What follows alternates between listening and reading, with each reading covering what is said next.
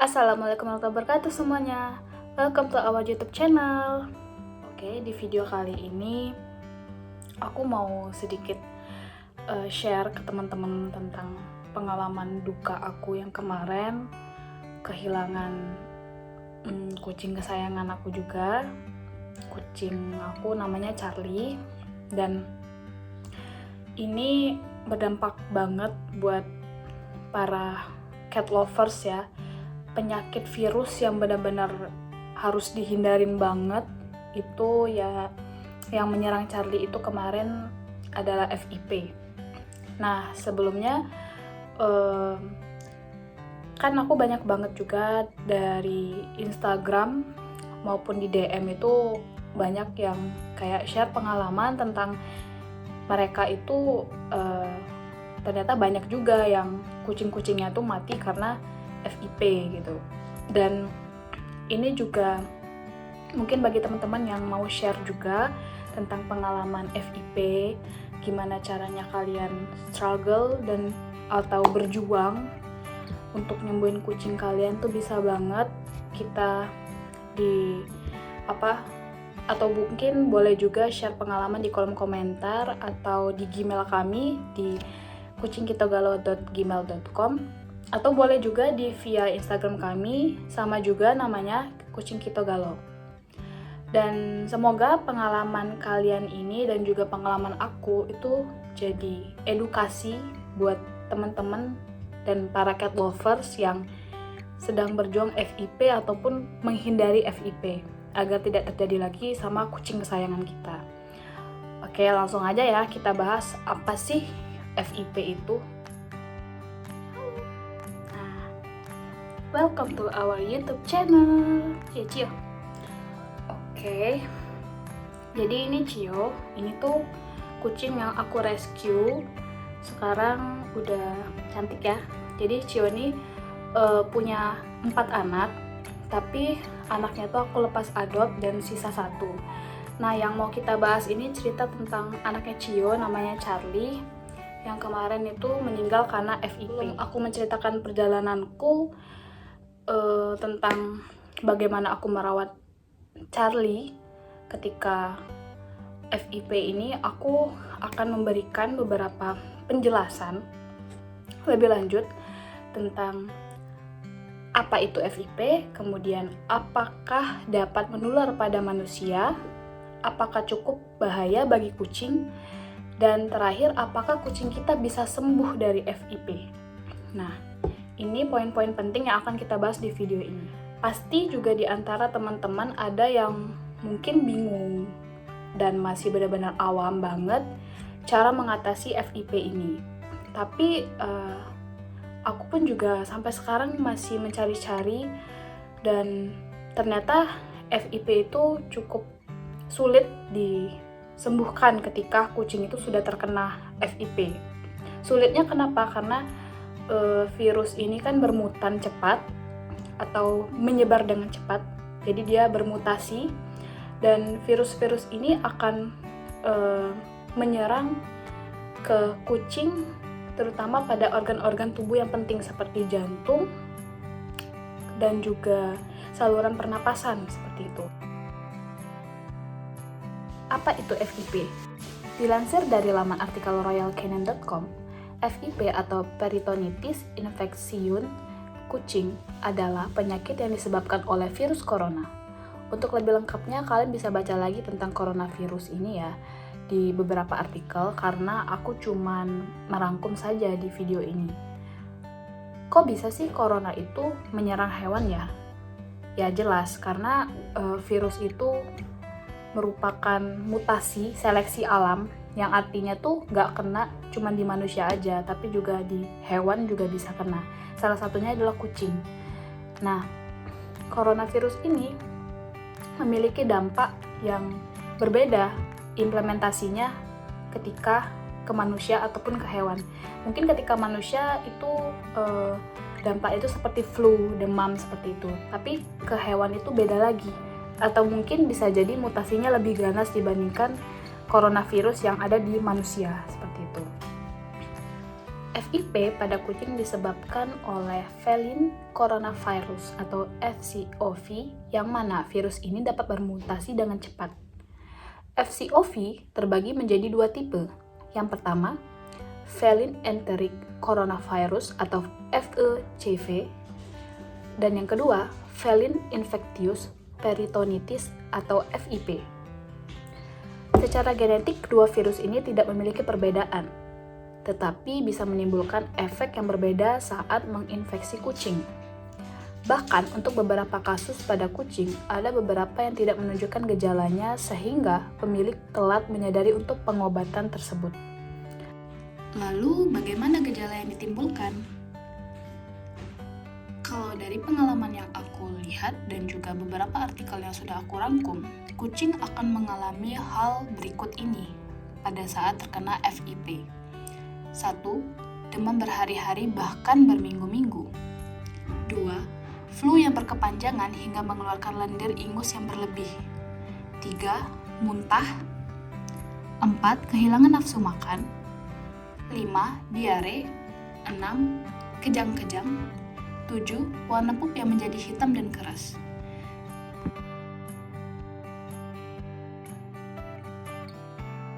Jawabannya tidak. Jadi virus ini tuh tidak akan menular pada manusia. Karena yang seperti aku bilang sebelumnya, implementasi virus itu berbeda-beda. Mungkin di manusia itu kita akan berdampak seperti ini. Di kucing itu juga beda lagi. FIP-nya tuh, virus corona itu jadi FIP seperti bisa jadi. Karena manusia itu menjadi transmisi atau perantara penyebaran virus tersebut pada kucing lain. Jadi kita tuh tanpa kita sadari, kita tuh sebagai alat yang menyebarkan virus itu kepada kucing. Jadi bukan berarti kucing itu bisa menularkan kita, tapi kita yang membawa penyakit itu pada kucing. Seperti itu.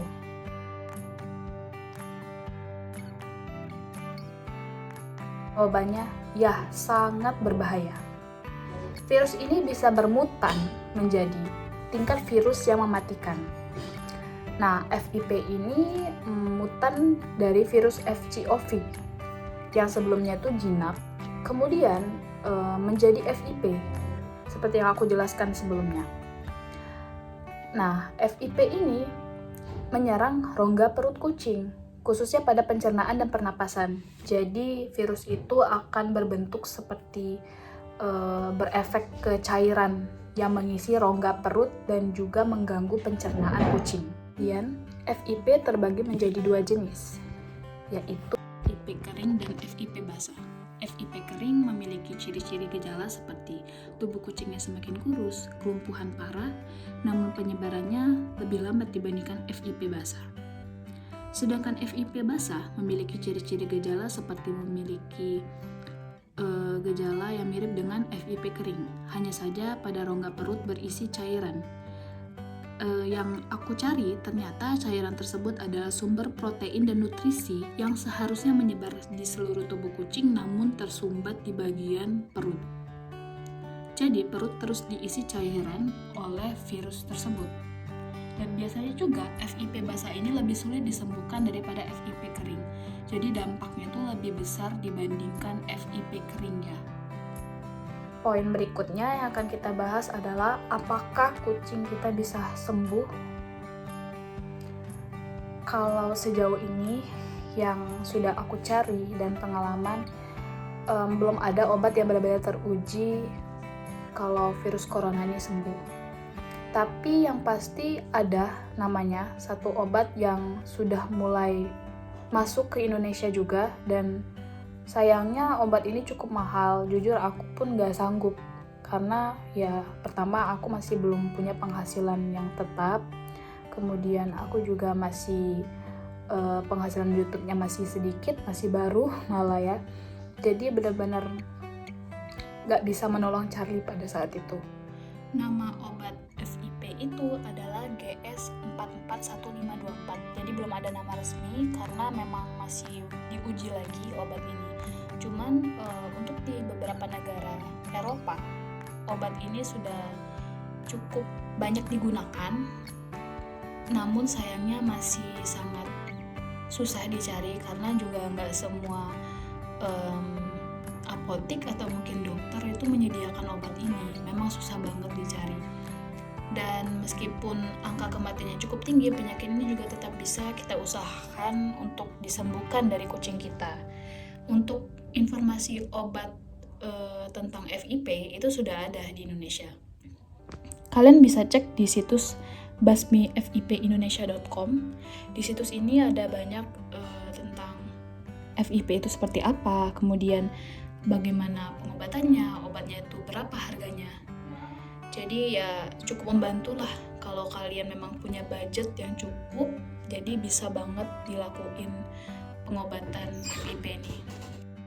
Namun pengobatannya ini tidaklah murah teman-teman. Jadi kalau kemarin kan Charlie itu kena FIP basah.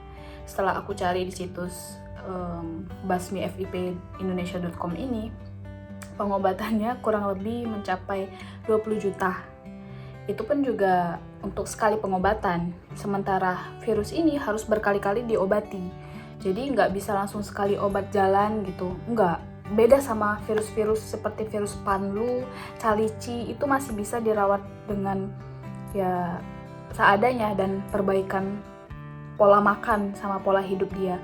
Tapi di virus FIP ini meskipun aku udah berusaha untuk memperbaiki pola makan dan pola hidup dia, tetap aja virus ini nggak bisa disembuhkan dengan gampangnya gitu. Jadi emang virusnya cukup ganas dan emang harus ada obat khusus yang menangani FIP ini. Untuk biaya pengobatan FIP ini karena cukup mahal, jadi jarang juga orang-orang tuh banyak melakukan donasi. Itu banyak banget aku temuin meski di beberapa situs donasi tentang bantu kucing ini gitu, misalnya menyembuhkan FIP gitu. Itu benar-benar karena mahal banget, pengobatannya itu memang benar-benar mahal banget dan belum 100% sembuh loh. Jadi bisa jadi dia sembuh, bisa jadi juga enggak. Karena ya tergantung juga apakah si obat ini berefek gak sih sama kucing ini. Karena ya kalau dia sudah parah lama kenanya, bisa jadi pengobatannya itu enggak efektif gitu. Itu yang udah aku konsultasi juga sama dokter dan udah aku tanya-tanya juga perihal tentang FIP ini. Meskipun susah dicari atau gimana, kalau memang kalian punya budget, jadi kalian nggak boleh nyerah dulu ya. Kalau aku kemarin memang jujur banget, kemarin itu terlalu banyak pengeluaran dan aku memang udah nggak sanggup lagi baik secara finansial, dan aku juga kasihan ngelihat kucingku Charlie ini nahan sakit gitu kan tiap hari. Dia kan pasti sakit ya, apalagi di dalam perutnya tuh ada cairan gitu, dan dia tuh bawa cairan itu kemana-mana gitu. Jadi kan kasihan banget ya, kayak kalau kita jadi dia tuh pasti mikir, ya ampun, daripada dia kayak gini terus mending ya udah dia pergi aja nggak apa-apa kayak gitu. Itu benar-benar bikin aku sedih ya kemarin. Tapi insya Allah aku udah ikhlas sekarang, dan mungkin juga itu lebih baik daripada kita nggak ada berjuang pengobatan sama sekali gitu. Setidaknya aku tuh udah pernah berjuang lah buat nyembuhin dia gitu kan. Sebelumnya kita sudah membahas sedikit mengenai apa itu FIP, apakah menular pada manusia, serta seberapa bahayanya FIP pada kucing. Nah, berikut ini aku akan menceritakan pengalamanku ketika pertama kali kucingku Charlie divonis FIP oleh dokter yang menanganinya. Jadi Charlie ini kucingku yang merupakan hasil dari perkawinan Cio sang induk yang aku rescue sebelumnya. Charlie usianya saat divonis baru genap 5 bulan. Jadi masuk kategori kitten atau junior cat.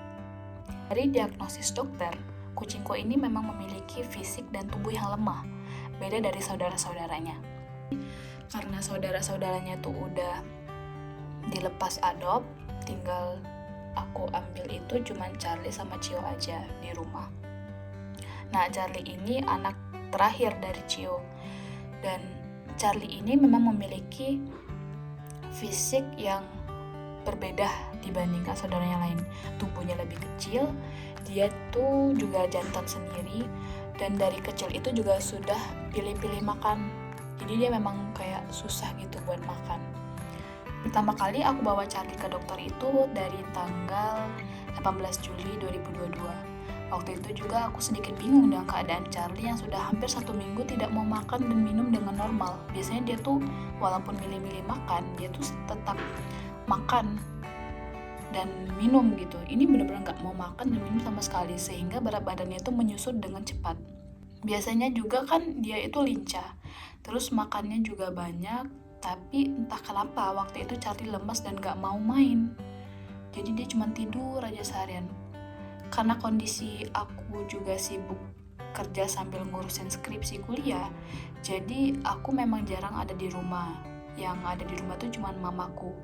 Ya, dan mamaku tuh masih tahu, wah kayaknya si Charlie ini udah 1 minggu ini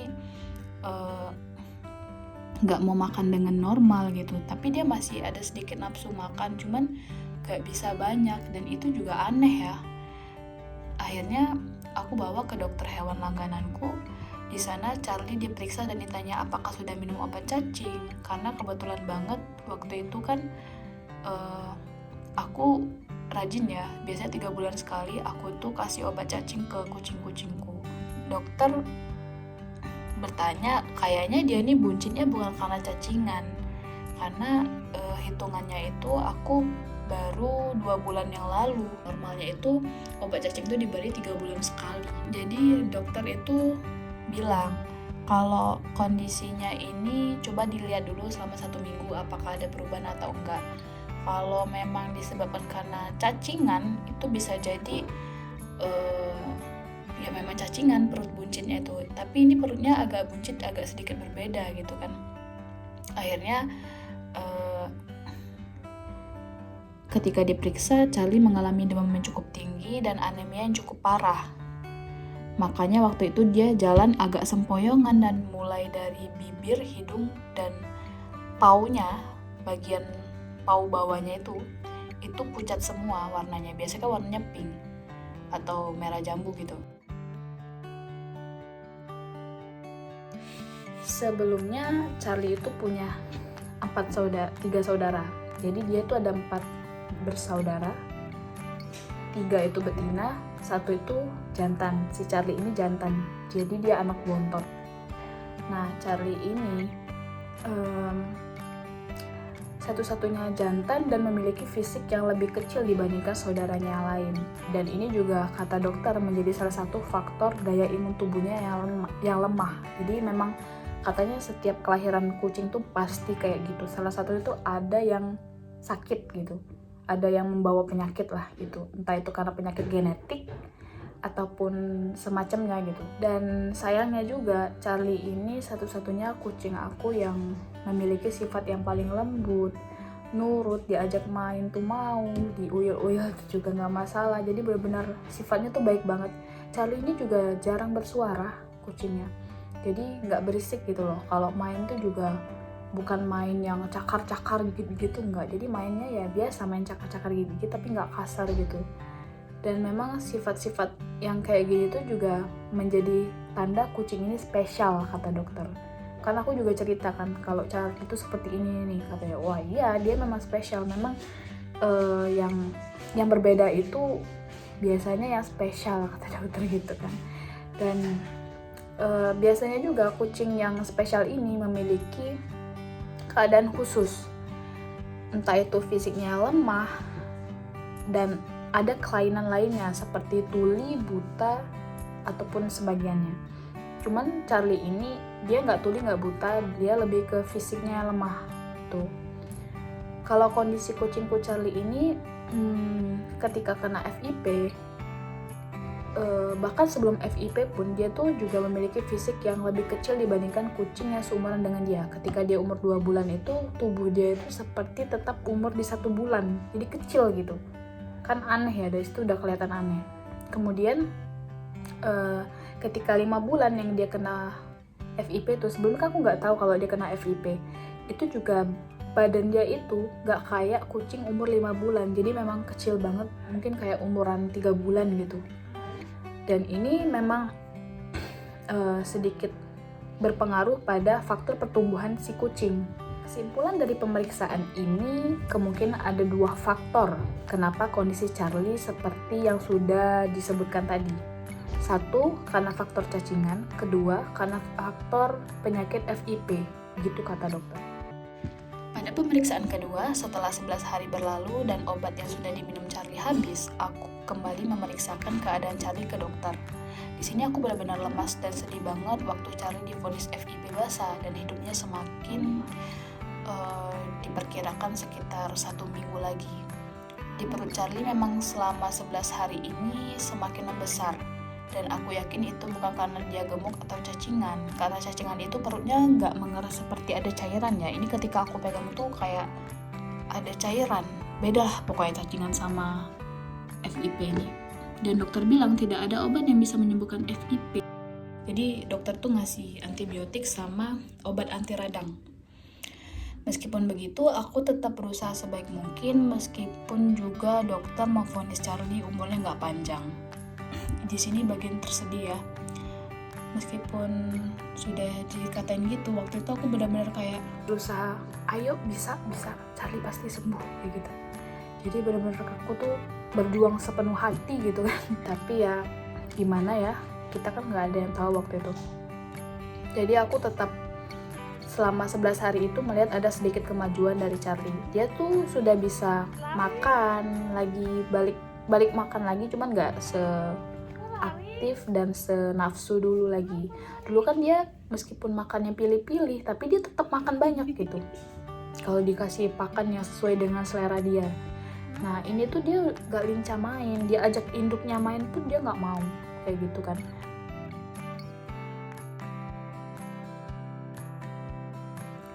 Kemudian, tepatnya pada tanggal 14 Agustus 2022, Charlie mengalami kesulitan bernapas.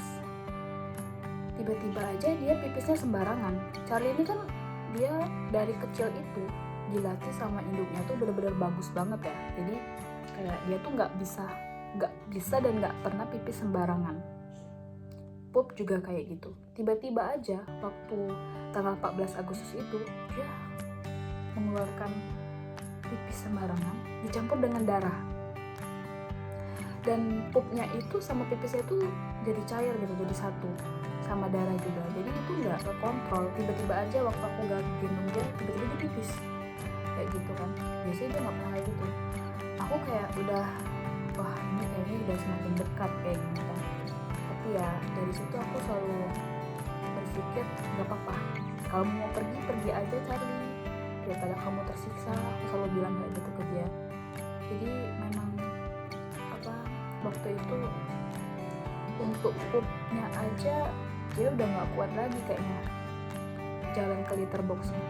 Jadi dia benar-benar pupnya itu di dalam kandang, di litter box, di dalam underpad, di underpadnya itu. Aku kasih dia obat-obat herbal seperti pengobatan pakai propolis gitu, atau obat herbal jamu-jamu khusus kucing itu dari produk Angon. Nah setelah minum ini juga aku kasih dengan wet food, karena waktu itu dia benar-benar nggak bisa makan sama sekali. Dia nggak mau makan tapi dia masih mau minum. Dia cuman aku taruh di kandang di dalam rumah, takutnya dia kedinginan. Itu juga kayak udah bener-bener lemes banget, gak bisa jalan, gak bisa ngapa-ngapain lagi. Dan akhirnya di tanggal 15 Agustus 2022 Charlie menghembuskan napas terakhirnya di waktu subuh. Jadi waktu itu aku lagi mau sholat subuh, tiba-tiba aku lihat kandangnya, aku cek, wah kok Charlie udah gak gerak lagi gitu kan. Ternyata pas aku cek bener dia udah gak gerak lagi, cuman tubuhnya tuh masih hangat. Jadi kemungkinan kematiannya itu masih belum lama. Mungkin juga sebelum subuh atau mungkin ketika waktu subuh itu.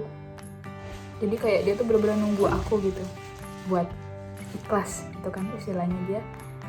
Memang tiap malam itu aku bilang waktu itu, Charlie kalau mau pergi aja daripada kesiksa gini kan. Aku udah ikhlas gitu aku bilang. Dan memang waktu itu Charlie pergi dengan tenang dan ditemukan sisa pup sama pipisnya. Jadi dia memang kayaknya udah nggak kuat lagi kan. Cuman badannya tuh masih bersih. Untuk ukuran kucing yang sakit, dia tuh masih bersih. Di akhir hayatnya aja dia tuh masih tetap bersih gitu badannya. Oke, itu guys informasi yang sudah aku rangkum mengenai FIP dan cara mengatasinya. Apa yang sudah aku alami ini semoga menjadi pembelajaran buat kita semua. Dan mengenai pengobatan yang sudah aku lakukan ini, dan kenapa sih aku nggak melakukan pengobatan lebih lanjut tentang FIP, seperti yang sudah aku jelaskan tadi, aku tuh nggak sanggup secara budget. Dan memang karena kondisi budget yang nggak cukup dan juga pengobatannya yang cukup mahal, aku juga kasihan sama kucingku Charlie. Daripada dia tersiksa terus kan, lebih baik aku mengikhlaskan dia pergi. Jujur ini sedih banget, ini tuh virus yang benar-benar menyakitkan bagi para cat lovers. Jadi jangan sampai kucing-kucing kita yang lain tuh kena. Ya karena seperti yang aku udah bilang, udah karena virusnya itu susah disembuhkan, obatnya pun juga mahal, pengobatannya mahal. Jadi lebih baik kita itu mencegah daripada mengobati. Kita mencegah sebelum virus itu terkena kucing-kucing kita yang lainnya. Dengan cara apa? Yaitu pertama, kita harus bersihkan lingkungan kita. Kedua, melakukan vaksin pada kucing. Ketiga, jangan buat kucing itu menjadi stres gitu. Jadi memang faktor stres itu penting banget bagi imun tubuh kucing. Kalau misalnya kucing itu sering dikurung, kayaknya nggak diajak main gitu-gitu, dia lebih rentan terkena stres dan pastinya imun tubuh dia melemah. Oke, semoga kedepannya juga yang aku harapkan dari Indonesia khususnya, semoga negara kita kedepannya tuh lebih banyak penelitian tentang pengobatan tentang FIP ini. Karena memang dari beberapa jurnal kesehatan, jurnal pendidikan tentang FIP, dan juga artikel-artikel yang membahas tentang FIP, di Indonesia itu masih sangat minim banget tentang FIP dan cara pengobatannya. Jadi orang tuh belum aware, belum sadar gitu tentang FIP itu seberapa bahayanya. Bahkan belum ada yang tahu. Kalau dari followers aku di Instagram pun juga masih belum banyak yang tahu. Malah banyak yang tanya, kucingku kok kayak gini ya kak, kayak gini. Padahal itu adalah salah satu tanda-tanda FIP. Jadi memang kita tuh harus lebih waspada, lebih tahu banyak lagi. Dan ini juga aku harap banget ya sama para dokter-dokter ataupun calon dokter di masa depan di Indonesia ini. Semoga kedepannya FIP ini bukan jadi virus yang mematikan lagi, tapi menjadi virus yang cepat diatasi gitu. Dan semoga juga